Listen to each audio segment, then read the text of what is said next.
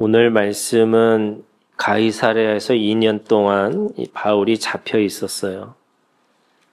그런데 잡혀 있는 그 동안에 총독이 바뀌는 겁니다. 벨릭스라고 하는 총독에서 베스도라고 하는 총독으로 바뀝니다. 신임 총독 이 베스도는 이 바울의 사건을 빨리 처리하기를 원했죠. 그래서 가이사랴에서 예루살렘으로 가서 그 사람들의 이야기를 듣습니다. 오늘 2절에 있는 말씀에 보면 대제사장들과 유대인 중 높은 사람들이, 그러니까 대제사장과 유대인 중 높은 사람, 이 사람들은 하나님의 사람들이라고 얘기하고 또 하나님을 잘 믿는다라고 하는 사람들이에요. 그런데 여전히 바울을 고소할세 이렇게 되어 있습니다. 그러니까 이들은 포기하지 않아요. 왜 포기하지 않느냐? 3절에 있는 말씀에 보면 이들은 여전히 바울을 죽이려고 하는 마음이 있습니다. 이는 길에 매복하였다가 그를 죽이고자 함이더라 이렇게 얘기하는 거죠. 그들도 똑같이 구약의 성경에 있는 말씀을 읽는 사람들이고요. 또 하나님의 말씀을 듣고 행하는 사람들이라고 얘기하고 있고요. 또 분명하게 구약에 있는 말씀도 당연하게 하나님을 사랑하고 이웃을 사랑하라 이라는 말씀을 가지고 있는데 그들에게는 분노와 증오와 그리고 사람을 어떻게 하면 죽일까라고 생각하는 사람들로 있다는 겁니다. 이 증오의 종교죠. 이 사람들을 죽이고자 하는 살인의 종교입니다. 그러면서도 그들은 하나님을 잘 믿고 있다고 그러고 자신들은 당연히 하나님 앞에 있다라고 이야기를 하고 있습니다. 베스도 새로운 총독은 관심이 뭐냐면 그 베스도에게는 옳고 그름이 중요한 게 아닌 거예요. 그들은 유대인들은 어떻게 하면은 바울을 죽일까라고 생각하는 거지만 9절에 있는 말씀에 보면 베스도가 유대인의 마음을 얻고자 하여라고 하는 겁니다.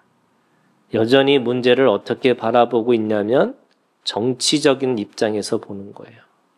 유대인의 마음을 얻고자 하여. 바울이 죄가 있느냐 없느냐 팩트가 아니에요. 사실이 아니고요. 어떻게 하면 그들의 마음을 얻고자 할까 이런 생각을 가지고 있는 거예요. 그러니까 이 베스도의 태도든 또는 이 유대인들의 태도든 그 태도에 대해서 아주 분명하게 바울은 그 태도들과 싸우고 있는 겁니다. 죽이고자 하는 자에게 복음을 전하는 거고요. 또 정치적인 입장에 있는 사람들을 향해서도 더 본질적이고 근원적인 것을 알고자 하는 겁니다. 바울은 그 상황 속에서도 8절에 있는 말씀이에요. 바울이 변명하여 이르되 유대인의 율법이나 성전이나 가이사에게나 내가 도무지 죄를 범하지 아니하였노라. 단어는 변명한다라고 하는 것으로 말하고 있지만은 여기서 바울은 세 가지를 얘기를 하고 있어요. 유대인들의 율법의 신앙에 자기가 벗어나지 않았다. 이 말은 무슨 말이냐면 율법을 철저하게 지키면 지킬수록 예수를 만날 수밖에 없는 거예요. 그런데 사실은 이런 거잖아요, 여러분. 철저하게 하나님을 믿는다고 말해놓고는 철저하게 정치적인 거예요. 철저하게 자기 이익에 관한 거예요. 그러다 보니까 하나님의 말씀을 듣는 것도 제대로 들리지를 않는 거예요. 그러니까 바울은 뭐라고 얘기하냐면 내가 하나님의 율법을 철저하게 지키고 있는 사람이다. 이거 얘기하고 있습니다. 두 번째는 성전이나라고 그랬어요. 이 성전의 신앙을 갖고 있다는 거예요. 이 성전의 신앙은 그들은 이 건물의 신앙을 생각했지만 바울은 몸의 성전을 얘기하고 있었고 그 몸의 성전이 진짜 성전이라고 이야기를 하고 있는 거고요. 그래서 그가 결국에는 바로 보이는 건물로서의 교회가 아니고 하나님의 사람들로 이루어진 교회 공동체, 그것을 바로 하나님의 나라라고 이야기를 하고 있는 거죠. 그런 의미에서 그들은 자신들은 성전을 믿고 있고 하나님의 영광과 하나님의 임재를 경험하고 있다고 말하지만은 굉장히 배타적인 거죠. 예루살렘만 옳은 거고요. 거기 있는 건물이 옳은 거예요. 나머지는 잘못됐다라고 생각하는 거죠. 뿐만 아니라 가이사에 대해서 이렇게 돼 있어요. 이 가이사는 우리가 잘 알고 있는 것처럼 로마의 황제를 얘기하고 있습니다. 그 가이사라고 하는 것은 세상에 있는 것들, 그러니까 세상의 정신의 집합체가 바로 로마의 황제입니다. 그런데 그 가이사에 대해서도 바울은 거부하거나 반대하는 것이 아니라는 거예요. 이것을 로마서 13장에 있는 말씀에 보면 위에 있는 권세들에게 복종하라. 권세는 하나님으로부터 나지 않음이 없나니 모든 권세는 다 하나님께서 정하신 바라. 그래서 오늘 우리가 가지고 있는 신앙의 전통 중에 하나가 뭐가 있냐면요. 여러분, 이 권위에 대한 복종의 태도가 있습니다. 우리가 잘못하면 이 권위를 부정하거나 이 권위를 인정하지 않으면 하나님의 이 주권적인 신앙, 이 세상을 하나님이 움직이고 계시고 하나님이 이곳에서 우리와 함께 일하시고 있다라고 하는 이 신앙을 우리가 잘못하면 잊어버릴 수가 있다는 거예요. 바울은 자신은 하나님의 나라와 하나님의 보이지 않는 세상의 가치를 가지고 살아가는 것도 있지만 보이는 이 가이사에게 하나님 앞에서 복종하는 태도를 버리지 않았다라고 이야기를 하고 있는 겁니다. 그러면서 그 황제가 원하는 대로 사는 거냐? 복종과 순종은 달라요. 복종하는 태도를 갖고 있지만 그 권위를 인정하지만 그 권위자의 최종적인 권위자는 하나님이시기 때문에 그 하나님의 권위에 또는 하나님의 말씀에 어긋난 권위자가 있다면 복종의 태도를 갖고 있으면서도 순종하지 않을 수 있다는 거죠. 여러분, 이게 굉장히 중요한 거예요. 오늘 우리가 하나님 앞에서 모든 권위자는 하나님께서 정하신 거라는 거예요. 그게 예를 들면 바로와 같은 거예요. 모세가 애굽으로 돌아갔을 때에 이 사람들의 생각을 하면 어떻게 해야 되냐면요. 제가 늘 하는 얘기지만 밑에서 지하 조직을 만들어야 돼요. 그리고 열심히 공부를 시킨 다음에 디데이를 정해서 폭동을 일으키는 게 이게 세상의 방식이에요. 그런데 모세는 누구한테 가냐면 바로한테 가요. 그 바로에게 승낙을 받는 거예요. 여러분, 그 바로가 당연히 가라고 했을까요? 당연히 아니겠죠. 성경은 또 그거에 대해서 어떻게 표현하고 있냐면 바로의 마음을 강팍하게 하셨다, 이런 거예요. 그 강팍하게 하셨다라는 말의 의미가 뭐냐면 바로 하나님께서 그렇게 하셨다가 아니라 그 바로의 마음을 그냥 갖는 대로 내버려 두셨다라고 이야기하는 거예요. 그럼에도 불구하고 모세는 끊임없이 바로에게 승낙을 받기를 원합니다. 그래서 10가지의 재앙이 있었고 그래서 마지막에는 이 홍해에서 다 죽는 역사가 일어난 거죠. 왜 그렇게 하나님은 어쩌면 우리는 하나님의 나라를 살아가고 가치를 추구하고 더 영적인 걸 추구한다고 하면서도 동시에 오늘 우리에게 주어지는 이 삶에 대해서 어떻게 이야기할 것인가? 그러면 어떤 사람들은 이렇게 얘기하는 거예요. 아예 세상을 벗어나서 그냥 우리는 하나님의 백성이니까 하나님의 나라의 백성으로 사는 게 맞아라고 얘기하는 거죠. 그래서 어떤 사람들은 아예 관심이 없는 거예요. 또 어떤 사람은 너무 지나쳐서, 이 유대인들과 같은 거예요. 너무 지나쳐서 그게 하나님의 뜻인 것처럼, 그것이 하나님의 이 목적인 것처럼 또 현실에 매몰돼서 살아가는 거죠. 여러분, 나그네라는 삶이라는 게 우리가 그런 것 같은 거예요. 또는 고아와 과부 같은 마음으로 있는 것이 뭐냐면, 여러분, 오늘 우리가 하나님 앞에서 산다는 것은 뭐냐면, 현실을 직시하지만 그 현실의 직시를 통해서 하나님의 가치를 추구하고 살아라는 거예요. 저는 오늘 이 말씀의 제목이 뭐냐면요, 12절에 있는 말씀이에요. 11절에 있는 말씀이에요. 11절에 마지막에 바울이 한 얘기가 뭐냐면, 내가 가이사께 상소하노라 라고 하는 말씀이에요. 저는 이 성경은요, 기록이 해석이에요. 왜 수많은 말을 했었지만 왜 이 말을 굳이 기록했을까? 이 기록이 해석이라면 왜 그 말을 기록했을까를 우리가 생각해 보는 거예요. 바울은 내가 가이사께 상소하노라. 이 말은 어떻게 변냐면 변명에 또 변명으로 들리거나, 또는 바울이 말한 것에 반하는 삶에 자기가 어떻게든지 살려고 하는 어떤 몸부림과 같이 들려질 수도 있어요.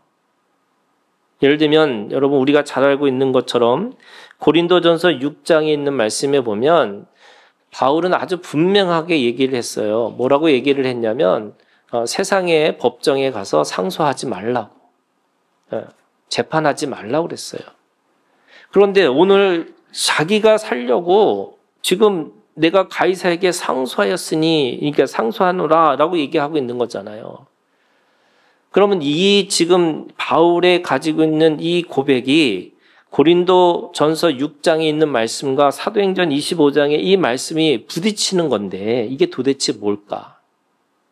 저는 오늘 그거를 함께 여러분들과 함께 나누기를 원해요. 저도 교회 안에서 또는 교단에서 뭐 세상의 법정에 가서 그렇게 해봤어요.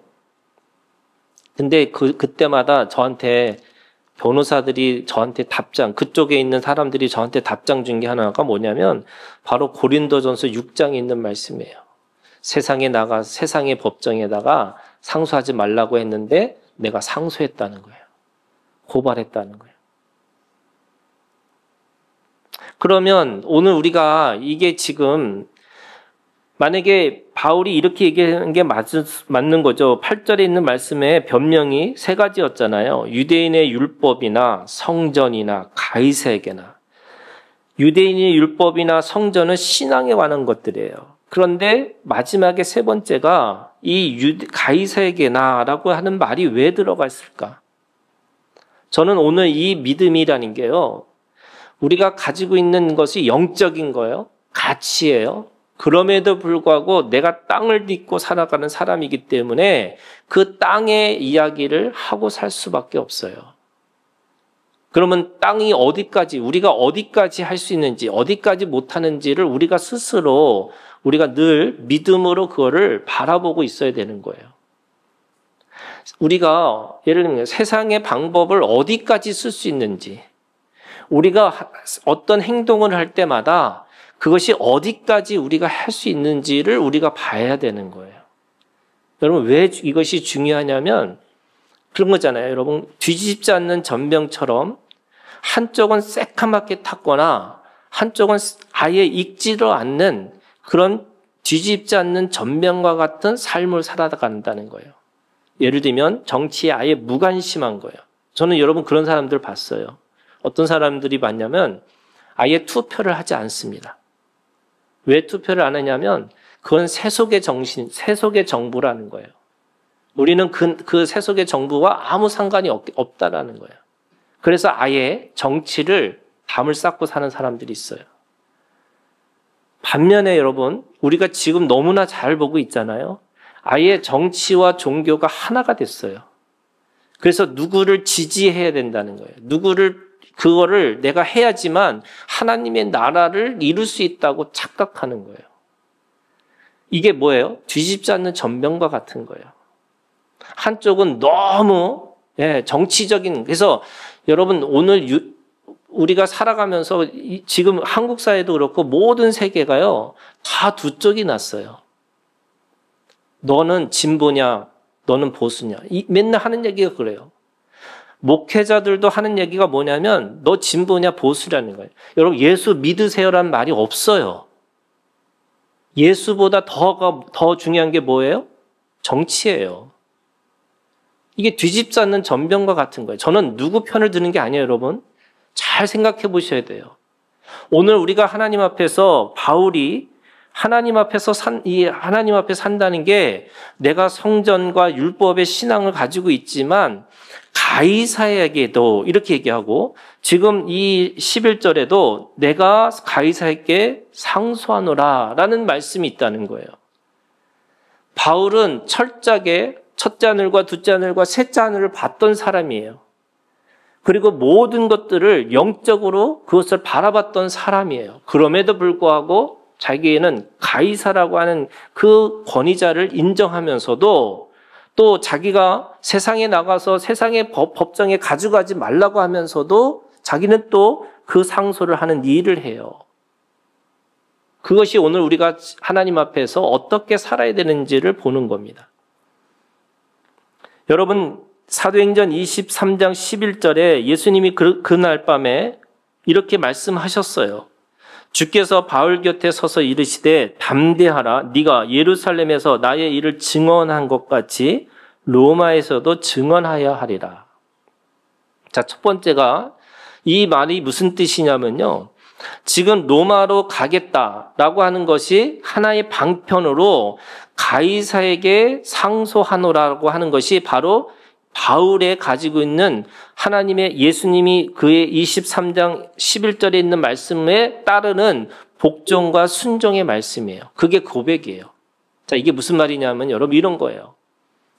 여러분 어떤 일을 하든 간에 오늘 우리가 주님의 말씀을 따라 사는 거예요. 그것이 설령 이런 거죠. 고린도전서 6장에 네가 말한 거하고 반대되는 거 아니야 라고 한다 할지라도 그것이 주님이 네가 로마로 가야 된다라고 한다고 한다면 내가 로마로 가는 방식이 여러 가지가 있을 수 있잖아요. 그것을 내가 믿음으로 고백하고 살아가는 거예요. 저는 이게 중요하다고 생각해요. 이게 무슨 말이냐면 여러분 어떤 사람은 저는 누굴 비난하는 게 아니에요. 여러분 광장에서 그걸 해야 될 사람들이 저는 그게 하나님 앞에 사명으로 받은 사람은 저는 해야 된다고 생각해요. 왜요? 그게 믿음의 고백이니까. 하나님이 그를 어떻게 쓰실지 모르지만 그걸 하라고 하시면 해야 되는 거예요. 그래서 저는 늘 우리가 이런 거예요. 그게 믿음으로 했느냐고 물어보는 거예요. 이게 믿음으로 진짜 하는 거냐고. 여러분 우리가 이 땅의 체질을 갖고 있기 때문에 사람들은 그 땅의 체질 속에서 내가 뭔가를 결정하고 살아가는 것처럼 보이지만 하나님 앞에 거듭난 사람들은요, 우리는 땅의 체질을 벗어난 사람들이에요. 하늘의 체질을 갖고 살아야 되는 사람이에요. 그러면 오늘 우리가 하나님 앞에 그 모든 것을 예를 들면 이렇게 되는 거예요. 먹든지 마시든지 무엇을 하든지 하나님의 영광을 위해서 하라는 거예요. 여러분 그 하나님의 영광이 여러분 오늘 우리 가운데 있기를 주님의 이름으로 축원합니다. 두 번째 여러분 오늘 이 고린도전서 6장에 있는 말씀을 보면 왜 바울은 고린도 교회를 향해서 왜 사회법정으로 그걸 끌고 가지 말라고 했느냐라고 하는 것을 다시 돌아보면 바울은 이렇게 이야기하는 거예요 여러분. 바울이 가지고 있는 이 사회법정을 가지 말라고 하는 두 가지 뜻이 있었어요. 6장 1절부터 고린도전서 6장 1절부터 11절에 있는 말씀에 보면 이런 거예요. 성도가 가지고 있는 기준이 세상의 사람들의 기준보다 더 높다는 거예요. 무슨 말이에요, 여러분? 오늘 우리가 하나님 앞에 살아가는 사람들에게 있어서 기준은 세상의 기준보다 더 세다는 거예요. 그래서 세상이 가지고 있는 기준으로 우리를 판단할 수 없다는 거예요. 예를 들면 얘기할까요, 여러분? 세상에서는 거짓말 했느냐 안 했느냐 이것 따지는 거예요. 네가 그렇게 말했냐 안 말했냐 따져요. 근데 여러분 우리가 가지고 있는 믿음은 뭐예요? 네가 그럴 동기가 있느냐 없느냐는 거예요. 예수님은 오늘 우리 가운데 오셔서 네가 말을 했느냐 행동을 했느냐가 아니라 여러분 다 세상의 법은 행동과 말이에요.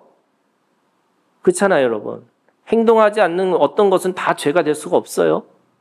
그런데 오늘 우리가 가지고 있는 기준이 뭐냐면 나의 동기를 물으세요. 그래서 세상의 기준보다 우리가 가지고 있는 기준이 더 높다는 거예요, 여러분. 하나님 앞에서 우리가 부끄러움이 없다라는 말이 있을 수 있을까요? 없어요. 그런 의미에서 오늘 우리가 하나님 앞에서 내가 세상에 나가서는 무죄를 받는다 할지라도 하나님 앞에서 무죄 받을 수 있을까? 근데 여러분 세상 사람보다 더 못하다는 게 오늘 우리가 가지고 있는 부끄러움이잖아요. 바울은 그 얘기하는 거예요. 세상이 가지고 있는 기준은 네가 어떻게 했느냐 행동을 묻지만 하나님은 동기를 묻기 때문에 우리의 기준이 더 높아. 그래서 세상에 가지고 가지 마 이렇게 얘기하는 거고요. 두 번째는 여러분 피차 고발하지 않는 이유가 뭐냐면 이런 거예요. 내가 형제를 위해서 그냥 불의를 당하는 게 맞다는 거예요.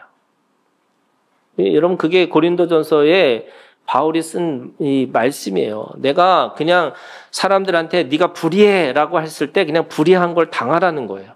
두 번째는요. 거기에 속는 것이 낫다는 거예요. 속아주라는 거예요. 네가 손해를 보라는 거예요. 왜 세상에 가지고 있는 것들을 가지고서 네가 세상 가갖고 네가 얼마나 내가 대단한지 내가 얼마나 정당한지 그거 하지 말라는 거예요. 근데 왜 이 말을 했을까? 고린도 교회는요, 부자들이 교회 안에서 돈을 빌려주고 나는데 그 돈을 다시 회수하기가 힘드니까 어떻게 해요? 세상의 법정에 가서 돈을 받으려고 하는 거예요. 이게 무슨 말이에요, 여러분? 억울한 사람이, 힘없는 사람이 세상의 법정에 가서 하는 게 아니고요. 오히려 힘 있는 사람들이 그 없는 사람들을 더 뺏기 위해서 더 그렇게 세상의 법정에 가서 그렇게 하겠다는 거예요.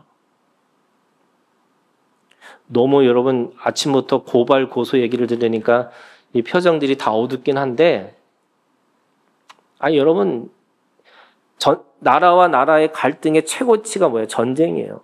근데 개인과 개인의 최고의 갈등은요, 여러분 법정이에요. 바울은 그 고린도 교회의 공동체를 위해서 부자들이 힘 있는 사람들이 좀 네가 손해보고 살아라 이 얘기하고 싶은 거예요. 이익을 따져서 네가 얼마나 더 많은 것을 얻으려고 하지 말고 가난하고 힘든 사람을 위해서 네가 속아주고 네가 다만 그냥 그거에서 참으라 이 얘기하고 싶은 거예요. 그러면 지금 이 바울에게 이 가이사에게 상소하는 것은 어떤 의미가 있냐? 여러분 첫 번째 하나님의 말씀이에요. 주님이 말씀하셨어요. 두 번째 여러분 이걸 생각하셔야 돼요. 동기를 물으셔야 돼요. 그 동기를 물을 때 이런 겁니다. 내가 개인의 이득이 되는 건지 공동체의 이득이 되는 건지. 사람들은 왜 법정에 쓰느냐? 다 자기 이익을 챙기기 위해서 쓰는 거예요. 근데 여러분 그거 아니고요. 여러분 오늘 우리가 하나님 앞에서 내가 이 사회적인 삶을 살아갈 때마다 내가 그걸 해야 되는 데 있어서 첫 번째 내가 가장 먼저 물어봐야 될 게 뭐냐면 내가 개인의 동기로 이익을 위한 동기로 시작하는지 공동체의 이익을 위해서 하는지를 물으셔야 돼요. 그래서 하나님은 뭘 물으시는 거예요? 과정과 결과가 아니라 동기를 물으세요. 왜 그런 말을 했는지, 왜 그렇게 하는지를 동기를 물으세요. 두 번째는 여러분, 이게 나의 희생인지 아니면 다른 사람을 위한 희생인지를 아셔야 돼요. 이게 무슨 말이냐면 오늘 여러분 내가 손해를 보면서도 내가 그 일을 해야 된다면 해야 되는 거예요. 근데 다른 사람들은 다른 사람을 희생시키려고 하는 거예요. 유대인들이 그런 거잖아요, 여러분. 자기의 믿음을 위해서 그 바울을 죽이고자 하는 거예요. 2년이 됐는데도 그들은 식지를 않아요. 자신이 가지고 있는 이 생각이 누군가를 죽여야지만 끝난다고 생각하는 거예요. 그러면 오늘 우리가 하나님 앞에서 내가 희생하는 건지 다른 사람을 희생시킬 것인지 물으셔야죠. 오늘 내가 가이사에게 상소하노라 라고 하는 이 바울의 고백이 있습니다. 여러분, 주의 말씀에 복종하고 순종하는 신앙의 고백인 거예요. 그래서 오늘 바울은 그 고백이 뭐냐면 하나님의 뜻을 이루려고 하는 자신의 고백과 같은 겁니다. 그래서 상소는 자신의 생명을 구걸하는 그 행동이 아니고요, 하나님의 목적을 이루는 수단과 같은 거예요. 다른 사람이 어떻게 그걸 평가하는 게 중요한 게 아니라 내가 이게 하나님의 생명을, 하나님께서 주신 생명을 구원하는 구원의 길이라면 내가 그걸 기꺼이 가겠다는 거예요. 그래서 바울이 유대인의 구원을 이루기 위해서는 예루살렘으로 가야 되지만 바울은 이방인의 생명을 구원하기 위해서 로마로 가야 되겠다는 거예요. 그가 가지고 있는 사명이에요. 그런 의미에서 여러분, 창세기 50장 15절부터 21절에 우리가 너무나 잘 알고 있는 요셉의 신앙이 있어요. 여러분, 요셉의 신앙이 뭐냐면 주권적 신앙이에요. 오늘 이 형들이 아버지 이 야곱이 죽고 나니까 갑자기 걱정이 된 거예요. 이 요셉이 자기에게 뭔가 복수를 하지 않을까. 그래서 형들이 와가지고 17절에 이렇게 얘기하고 옵니다. 아버지가 돌아가시면서 유언하기를 허물과 죄를 용서하라 하셨다. 그러니까 당신도 그 아버지 유언대로 우리를 용서해달라. 이렇게 얘기하는 거예요.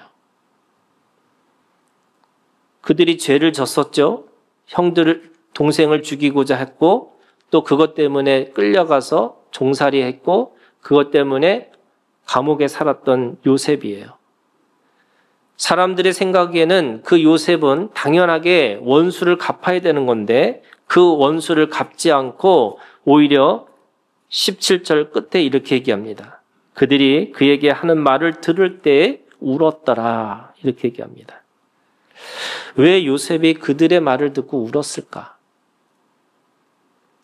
아마 거기에는 세 가지 의미가 있었을 것 같아요. 저는 그런 거예요.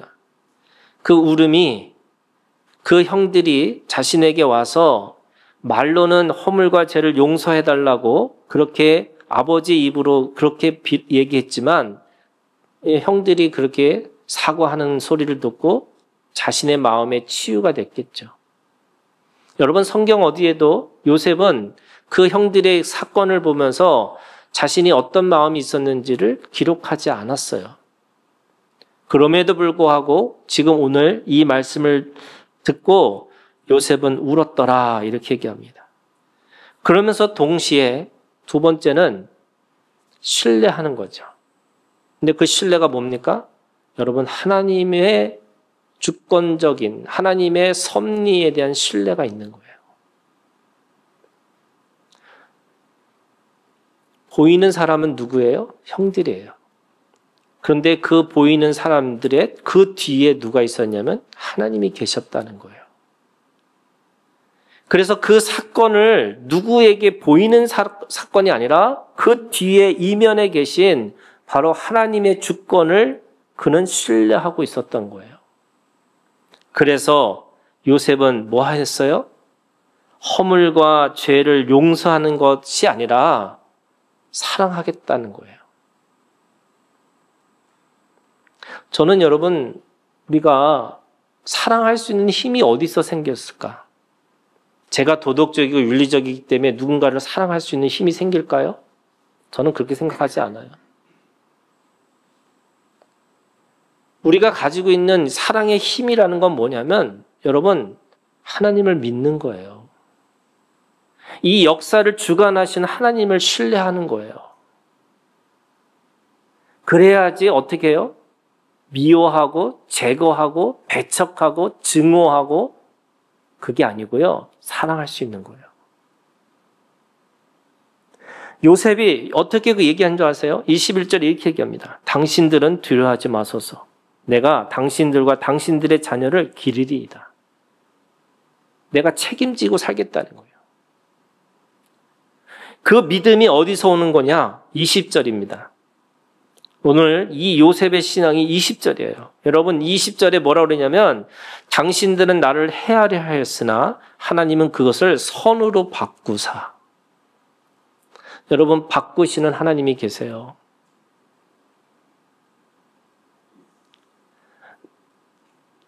하나님이 왜 우리한테 용서의 힘을 주셨을까? 사랑의 힘을 주셨을까? 여러분, 내가 용서하지 않고 미워하고 질투하고 내가 싸우고 이러면 여러분, 내가 먼저 죽는 거예요.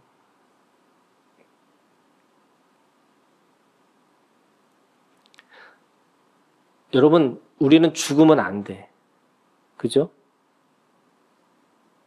죽으면 안 된다는 게 뭐냐면, 여러분, 내가 미워하는 것 때문에 내 영이 상하고, 내 마음이 상하고, 그래서 내가 하는 일이 내가 맨날 누구 어떻게 죽일까 돌아다니면서 그거 고민하고 살다 보면, 여러분, 우리한테 내 영이 먼저 죽는 거예요. 그 내 영이 죽지 않기 위해서 어떻게 하시는 거예요, 여러분? 하나님이 바꾸시겠다는 거예요. 하나님이 바꾸신다는 걸 믿고 살아가는 거예요. 어떻게 해요? 해함을 선으로 바꾸시는 분이 하나님이시라는 거예요. 내가 생각하기에 그것이 악이고 그것이 너무나 말이 안 되는 거지만 하나님이 그것을 바꾸실 것이다. 여러분, 이 주권적 신앙이 있으셔야 돼요. 나는 내 일을 하는 거지. 내가 가지고 있는 사명을 하는 것 뿐이지. 그 모든 것을 움직이시고 인도하시고 그것을 해결하시는 분은 하나님이 되실 거다. 이렇게 말씀하시는 거예요. 내가 원수 쫓아다니면서 원수 어떻게 하면 망하게 할까? 이거 고민할 필요 없어요, 여러분. 저도 그럴 마음이 있어요, 여러분. 저한테 원수가 얼마나 많은데요. 근데 내가 그거 쫓아다니다가 내 인생이 망치면 안 돼요. 여러분, 그 망친 사람이 누구예요? 사울이에요. 사울은 하나님이 그를 하나님의 백성을 다스리는 왕으로 세우셨는데 그래서 왕을 가지고 그 왕의 권위를 가지고 이스라엘 백성들을 다스려야 되는데 자기 원수 쫓아다니면서 그 원수 죽이려고 자기 왕권을 그렇게 소비하고 그렇게 잘못 오용하고 살아가는 거죠. 오늘 우리가 하나님 앞에 왕 같은 제사장으로 우리를 세우셨다면 여러분 오늘 우리가 왕 같은 제사장으로 하나님의 권위를 가지고 어떻게 해요? 허물과 죄를 용서하고 사랑하고 살아가는 거죠. 왜? 나한테 하나님이 그런 다스리는 능력을 주셨잖아요. 근데 왕 같은 제사장으로 뭐 하느냐? 누구 죽여야 된다는 거예요. 누구 없어야 된다는 거예요. 여러분 이게 말이 되나요? 적어도 우리가 하나님 앞에 믿음을 가지고 있다면, 예수 믿는다면 여러분 어떻게 사람을 죽인다고 얘기를 해요?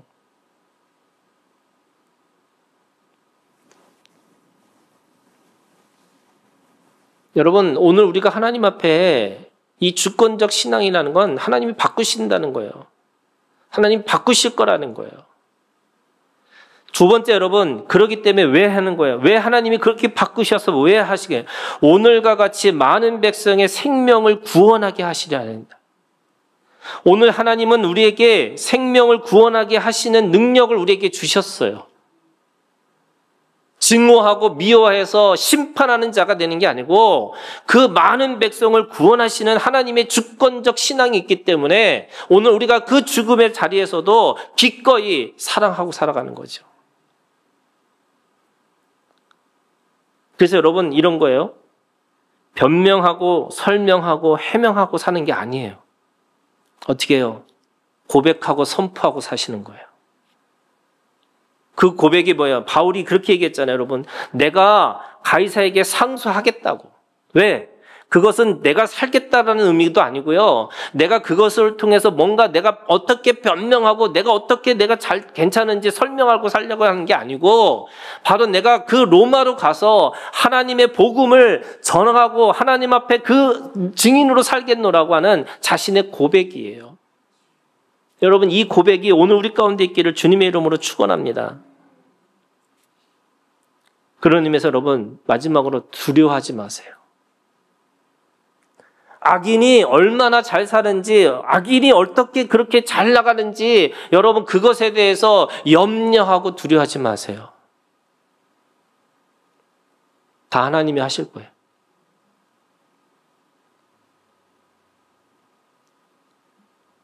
하나님이 다 뜻이 있으셔서 쓰실 거예요.